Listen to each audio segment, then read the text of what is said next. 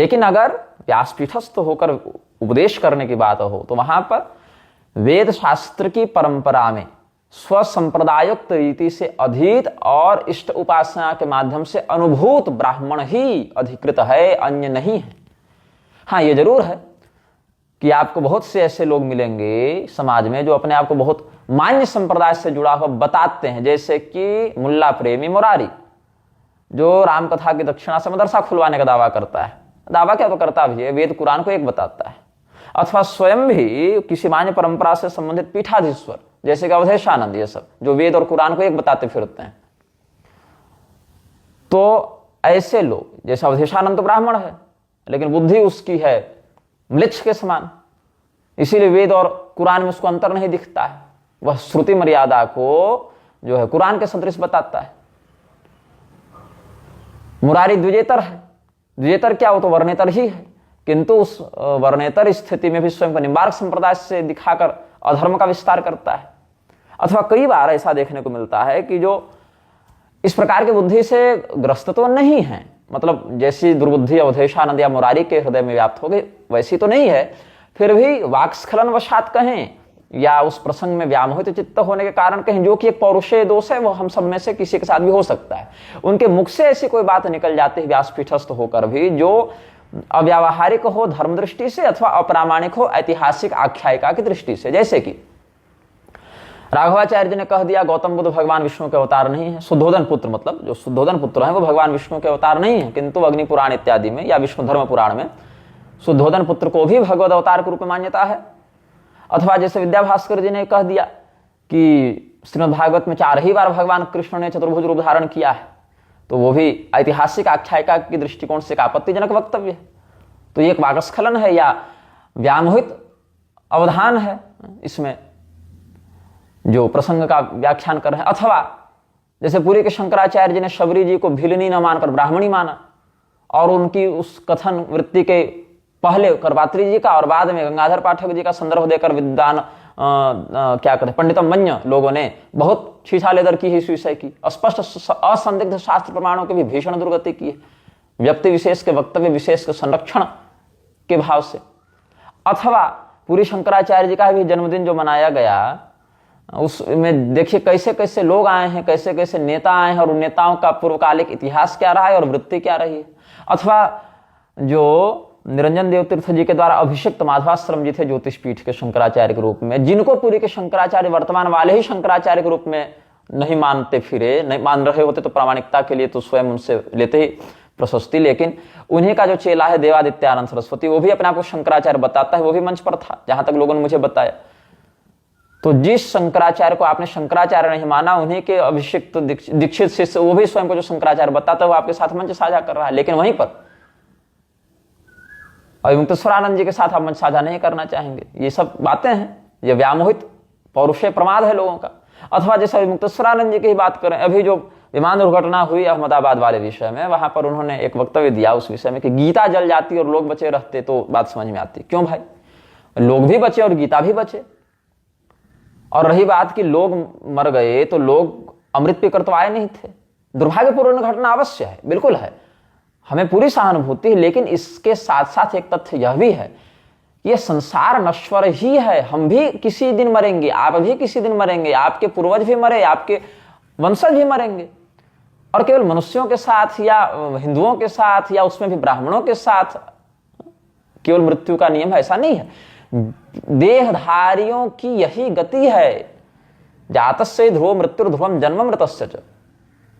लेकिन इसमें यह कहना भले कितनी भी दुर्भाग्यपूर्ण घटना हो, लेकिन इसका अर्थ यह नहीं है कि अगर वो घटना घटित नहीं होती तो वे कभी मरते ही नहीं। भगवान ने गीता में क्या कहा, मया हतास तम जहिमा व्यथिष्ठा, मेरे द्वारा मारे गए को तुम मारो, पिष्ट पेश न्याय, पीसे गए को पीसो, कालोस्मि लोक क्षयकृत प्रवृत्त हो, लोकान समाहर तुम्हें प्रवृत्त, तुम नहीं भी मारोगे तो वो मरेंगे, ऋते पिताम न भविष्यन्ति सर्वे। तो ऐसे ही यह जो कालग्रस्त लोक है वह लोक ऐसे भी क्षणभंगुर है। तो इसमें यह कहा जा सकता था कि गीता के साथ साथ लोग भी बच जाते तो एक अधिक मानवीय संवेदना का दर्शन हो सकता था, लेकिन वक्तव्य क्या दिया, गीता जल जाती और लोग होते, ये अच्छी होती बात, तो ये कैसे अच्छी बात होती। क्या आपके लिए श्रीमद् भगवद गीता मात्र किसी स्याही से अंकित पन्ने को रंगने वाला साहित्य मात्र है, जैसे अखबार? नहीं।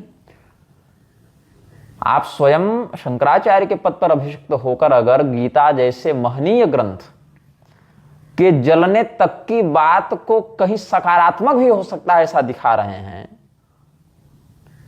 तो आपत्तिजनक घटना भी है, आपत्तिजनक कथन भी, और आपको इस कथन पर चिंतन और पुनर्विचार की आवश्यकता भी है, ऐसा हम समझते हैं।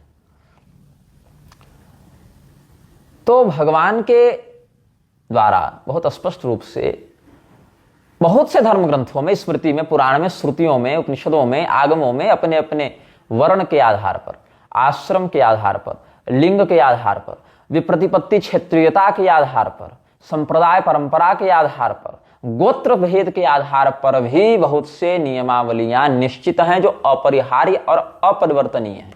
हाँ, जहां पर युग के भेद से, देश काल परिस्थिति के भेद से जो समय के अनुसार कुछ नियमों में परिवर्तन की बात होती है, वहां भी स्पष्ट कहा गया कि कौन से देश में, कौन से काल में और कौन सी परिस्थिति में कौन सा नियम कितना लगेगा और कौन सा नहीं लगेगा। जैसे सूतक, तो इस जाति के लिए, इस वर्ण के लिए, इस व्यक्ति के ऐसे मरने पर यह नियम इतना लगेगा नहीं लगेगा। जैसे कोई व्यक्ति है, उसके पिताजी गुजर गए, उसके पिताजी के मरने पर उसको 10 दिन का प्रधान और द्वादशाही सब जोड़कर इतना लगा, फिर समस्त षोडशियों को मिलाकर उसको वार्षिक पर्यंत का जो लगा, श्राद्ध का विषय आप समझ लें। किंतु अगर वही पिता आत्महत्या करके मरे हैं तो उसको सूतक नहीं लगेगा, अथवा पिता सामान्य मरे हैं लेकिन व्यक्ति ब्राह्मण न होकर शूद्र हो तो उसको अलग लगेगा, लेकिन वह भी सत्ययुग में न होकर कलयुग में हो तो अलग लगेगा। किंतु उसमें भी अगर पहले से यज्ञ में दीक्षित हो तो यज्ञ के समाप्ति तक उस कर्ता मात्र को उस सूतक से निष्प्रभावी भी रखा जाएगा। तो ये सब हुआ ना। देश काल परिस्थिति का अर्थ ये नहीं है कि हम अपने मनमाने तरीके से किसी भी नियम को जोड़ लें या हटा दें। वहां भी शास्त्र का ही आश्रय लेकर लोगों को समझना चाहिए कि किस किस स्थान में किस किस कर्ता भेद, परिस्थिति भेद, काल भेद, उद्देश्य भेद से कौन सा नियम कितना लागू होता है अथवा नहीं होता है। ये बातें भी ध्यातव्य हैं। तो शूद्र वर्ण का कर्तव्य हैकारु कर्म और शुश्रूषा। शुश्रूषा को आप सामान्य सरल भाषा में समझे नौकरी चाकरी, सर्विस सेक्टर आज की भाषा में। तो और कारू कर्म मतलब आप जान लीजिए शिल्प कर्म हो गया, जैसे जितना सोना का काम हो गया, चांदी का काम हो गया, लोहा का काम हो गया, लकड़ी का काम हो गया, चमड़े का काम हो गया, बर्तन का, जैसे ठठेरा जाती है बर्तन का काम हो गया, उनका पूरा का पूरा सेक्टर सुरक्षित है। अथवा लुहार हो गया, पूरा लोहा का काम उनका सुरक्षित है। चमार हो गया, पूरा चमड़ा का काम सुरक्षित है। नाई हो गया, नापित जिसको नापित कहते हैं, पूरा बाल सौंदर्य प्रसाधन ये सब का उनका काम हो गया। उसी के अंतर्गत सरंध्री इत्यादि गिन लेंगे। मालाकार, माली, पूरा फूल का उसका हॉर्टिकल्चर जिसको कहते हैं पूरा वो हो गया। कुम्हार, मिट्टी से जुड़े सारे काम उसके हो गए। बढ़ई, लकड़ी वाला सारा काम, तक्षकार जिसको कहते हैं। फिर लक्षकार, लाख से जुड़ा सारा काम उसका हो गया। तंतुवाय, वायक, दर्जी, बुनकर, इसका पूरा काम उसका हो गया। तो अलग अलग जो कार्य हैं, केवट, मछुआरा, नाविक से संबंधित, नौका चालन से संबंधित, निषाद, केवट, ये सब का काम, व्याध वृत्ति, मत्स्य के माध्यम से आजीविका। तो जहां पर हिंसात्मक आजीविकाओं का वर्णन है वहां पर कहते हैं अगर वह व्यक्ति उस जाति में ही जन्मा है तो सदोषम अपि न त्यजेत, उस दोष युक्त कर्म को भी छोड़े नहीं। क्योंकि ऐसे देखा जाए तो कोई कर्म निर्दुष्ट नहीं है। ब्राह्मण का कर्म क्या सर्वथा निर्दुष्ट है? नहीं। पौरोहित कर्म के प्रायश्चित्तादि में भी बहुत से ऐसे पापों का व्यक्ति ग्रहण करता है जो यजमान को बाधित कर सकते थे। पुरोहित वह पाप ग्रहण करता है, उसमें भी स्वाभिमान को खोकर कई बार यजमान के सामने हाथ फैलाना पड़ता है। यह भी पौरोहित कर्म के नकारात्मक पक्ष में आचार्यों ने बताए हैं। इसीलिए पौरोहित्य को गर्हित करके शिरोंछ वृत्ति की प्रशंसा की गई है शास्त्रों में। ये भी आपको कई माध्यमों में प्रकरण मिलेगा। और रही बात द्वेष की, किसी भी जाति से द्वेष करने की बात, तो शास्त्र में इसका स्पष्ट निषेध है। किसी भी व्यक्ति को उसकी जाति को लेकर, शारीरिक विकलांगता को लेकर या आर्थिक विपन्नता को लेकर उपहास आप नहीं कर सकते हैं। अग्नि पुराण में इसके लिए कठोर दंड विधान बताया गया है। वर्णन करने की छूट है, जैसे बताने के लिए भाई तुम इस जाति के हो, तुम्हारा ये काम है, तुम्हारे इसमें ये नियम है इस प्रकार से। लेकिन अगर आप आक्षेप की दृष्टि से, उसको तिरस्कृत करने की दृष्टि से, उसको ठेस पहुंचाने की दृष्टि से आक्षेप कर रहे हैं, तो अग्नि पुराण या बहुत सी स्मृतियों में भी इसको दंडनीय अपराध बताया गया है। तो जितने भी शूद्र वर्ण के कर्म हैं उसमें 90% कर्म तो वही आ जाते हैं। अब जो लोग ये कहते हैं कि हम तो केवल कर्म से मानेंगे जाति, वो लोग आज उस कथावाचक जिसकी बात यहां हो रही है, मुकुटमणि या क्या नाम है, उसको ब्राह्मण क्यों नहीं मान रहे हैं? वहां पर तो इन कथित हिंदुओं को, जो जाति को कर्म से मान बैठे हैं, और बहुत सारे कथित हिंदू राष्ट्रवादी जो कर्मणा जाति का समर्थन कर रहे हैं, वो लोग ये क्यों नहीं कहते कि चूंकि वो कथा कह रहा था इसीलिए ब्राह्मण हो गया? वहां यादव और दलित और पिछड़ा एंगल क्यों ला रहे हैं? इनको कहना चाहिए ना कि वो तो यादव था ही नहीं, वो तो पिछड़ा था ही नहीं, वो तो ब्राह्मण था, इसीलिए वो कथा करेगा। ऐसा पक्ष रखना चाहिए था ना तुम लोगों को। और यदि केवल कर्म बदल लेने मात्र से जाति बदल जा रही, तो उसको अपना सरनेम बदलकर नकली पहचान पत्र बनाने की क्या आवश्यकता थी? बात सीधी सीधी ये है, दोनों पक्षों का जो दोष देखने को मिला है अभी तक, सुन लीजिए, मैं आपको बता दूं, अभी तक इस विषय में बहुत से लोगों ने वक्तव्य दिया है। मुझे लोगों ने स्वामी मुक्तेश्वरानंद जी का भी वक्तव्य भेजा, मुझे लोगों ने अजीत भारती का भी वक्तव्य भेजा, बहुत से लोगों का मिला, लेकिन हमने अभी तक सुना किसी को नहीं, मेरे पास समय नहीं था। बल्कि मैं तो ये कहूं कि कल ही शाम को मुझे इस प्रकरण के बारे में जानकारी हुई, जब लोग कमेंट में लिखने लगे कि इटावा के बारे में कुछ बोलिए, तब मुझे पता नहीं इटावा में क्या हुआ है।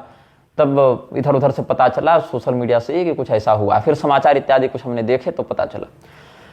तो दूसरा पक्ष यह है कि अगर कोई अनधिकृत व्यक्ति कथा वाचन कर रहा है तो उसके लिए जो शास्त्रीय दंड है उसकी समीक्षा होनी चाहिए कि क्या कह रहा है वह व्यक्ति, क्यों अनधिकृत है, उस अनधिकारी के द्वारा कौन सा कृत्य किया गया है, फिर उस शास्त्र में उसका क्या दंड है और वह दंड देने में अधिकृत कौन है, ये सब देखा जाएगा। तो शास्त्र में ऐसा तो है नहीं कि आप उसको अपने पेशाब से नहवा दीजिए, यह भी शास्त्र की आज्ञा नहीं है। अगर शास्त्र ने कहा है कि उसका बहिष्कार करके गांव से निकालो, तो प्रमाण दीजिएगा ना कि शास्त्र ने यह कहा है। अगर शास्त्र ने कहा है कि मृत्यु दंड दो, तो प्रमाण दीजिएगा ना कि अमुक शास्त्र ने यह वाक्य कहा है, और उस दंड को कौन दे सकता है। अगर शास्त्र ने कहा है कि पेशाब से नहवा, तो बताइएगा ना कहां लिखा है शास्त्र में कि इस अपराध के लिए उसको पेशाब से नहवाना चाहिए। ऐसा तो शास्त्र में नहीं है कि पेशाब से नहवा दो। जहां तक मैंने 56 स्मृतियों और 40 पुराणों का अध्ययन किया है, वहां तो हमको एक भी स्थान पर ऐसा नहीं मिला कि समुद्र से उसको स्नान करवाओ। तो इसको आप दंड नहीं कर सकते ना। दंड तो शास्त्र के लिखित आधार पर या शास्त्रज्ञ के द्वारा, जो शास्त्र की परिषद है, परिषद मतलब काशी परिषद इत्यादि एनजीओ रजिस्टर्ड नहीं, शास्त्रीय परिषद मतलब शास्त्र के जिसको कहते हैं धर्म की समय प्रमाणम, शिष्ट जनों की जो असंदिग्ध रूप से शास्त्र मर्यादा पर निष्ठा रखें, चाहे वो किसी संस्था से रजिस्टर्ड हो या ना हो, उनके द्वारा शास्त्र के प्रमाणों की समीक्षा अवलोकन करने के बाद स्वानुभव से जो प्रायश्चित बताया जाए, उसके आधार पर आप दंड या प्रायश्चित का निर्णय करेंगे। तो जो ब्राह्मण धर्मशास्त्र की परंपरा से अवगत नहीं है वो भी कथावाचन नहीं कर सकता।